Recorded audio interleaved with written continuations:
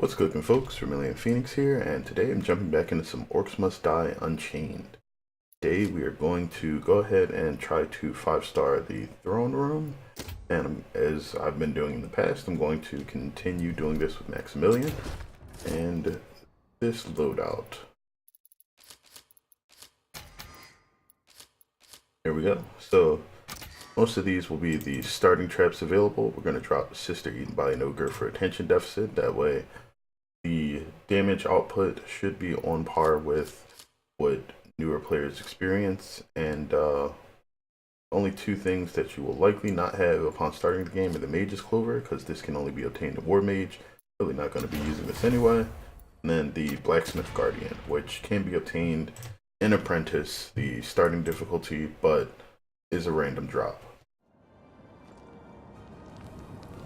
Alright, so here we go. Just a few quick notes.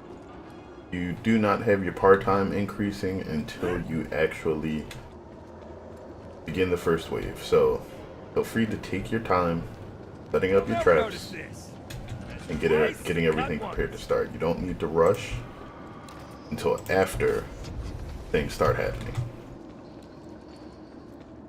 So we're going to drop the Lion Guardian there because he gets bonuses. Whoopsie, almost hurt myself on that. Twice, cut once. And we're just going to spike this I'll up. just leave this right here. I'll never notice this. Alright. Going to arrow wall behind there. And those will really be all the traps that'll make a difference in the beginning. One of the things that we're going to do as well is seal that area off.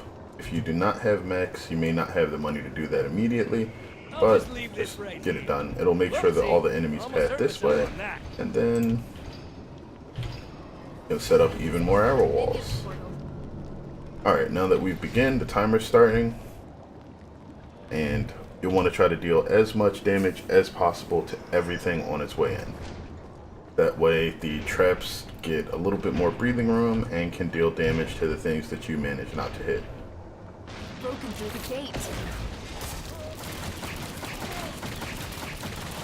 So, I'm gonna try to hit the... Oh, got the bear. Alright. And now, thanks to Max's high rate of fire, is actually really good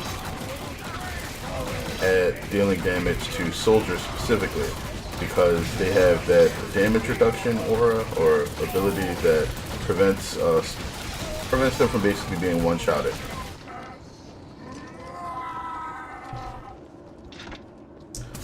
Alright, that is the first group. And we got an Unchained drop, so that should give us max Unchained. If we need it, I will be dropping it. I'll just leave this right here. Alright, for this wall here, 4 arrow balls, drop your second one there, and then probably start saving up for a few more barricades. We're going to need a couple more.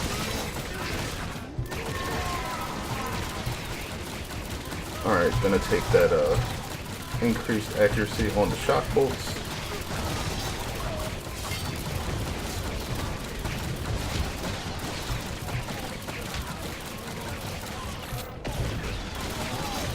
Oh, Archer's actually hitting me.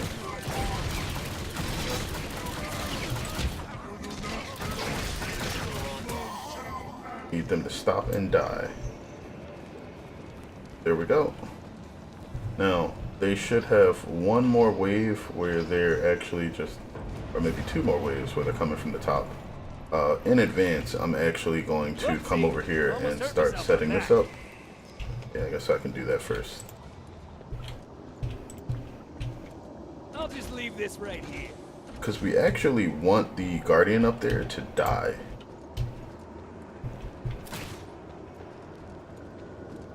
Only because it'll make sure that things move faster later on.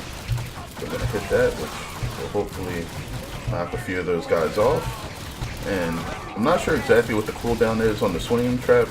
It would be nice if there was some sort of timer visibly over the switches.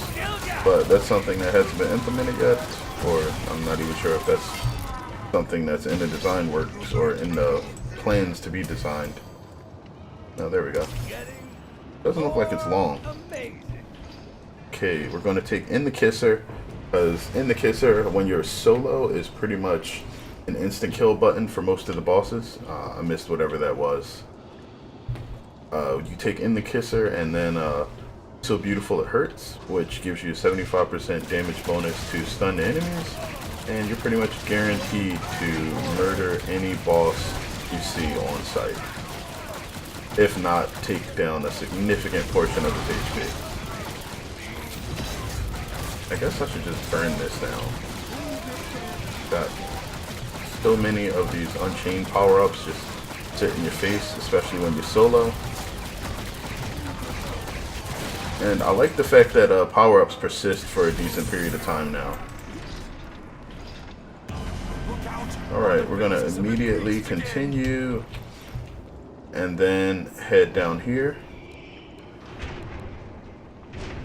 You'll never notice this. Broken through the gate. So we want to do set 2 of those horizontally. Put a few of those in to make sure that enemies have to take a bit more damage coming out, and then we put in some arrow walls and fry everything that manages to make it through. Oh, nope, you are not getting that far, sir. Back off. And that's pretty much going to be the first wave.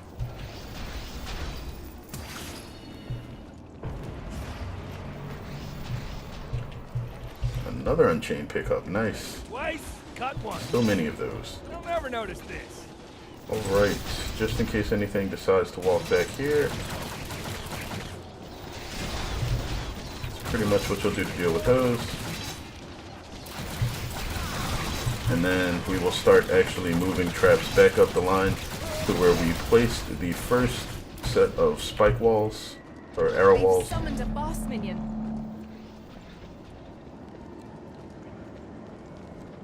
It looks like it's about right on time. Almost hurt So myself on that Measure twice, cut once. I'll Guardian just leave is this pretty for much going to die now.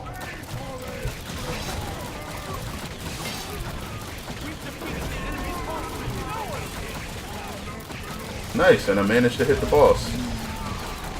I was not even aware that you could just instant kill him like that, so that's definitely an advantage. You'll never notice this.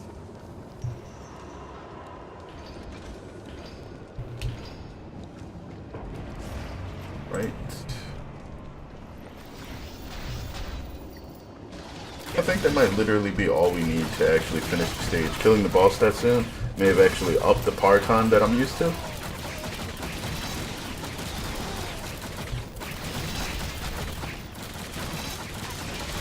Or I should say decrease the time.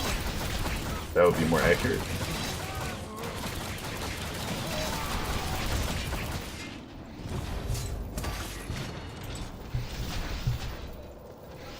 I just keep getting better. And boom, there we go. Oh yeah. Alright, so Beautiful It Hurts we're taking next. So, got about a minute and a half to finish up this wave and the last one. Should be pretty simple. Here we go. Alright, last wave.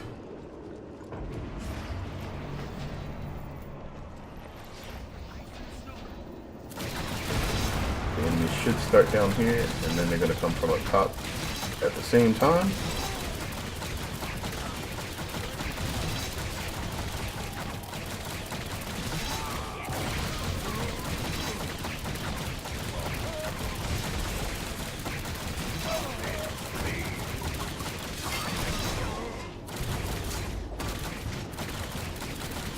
Okay, and with them taken out as quickly as they were, yo guys, really cramping my style right now. Alright. Did we win again? Yeah, we did. That should be it.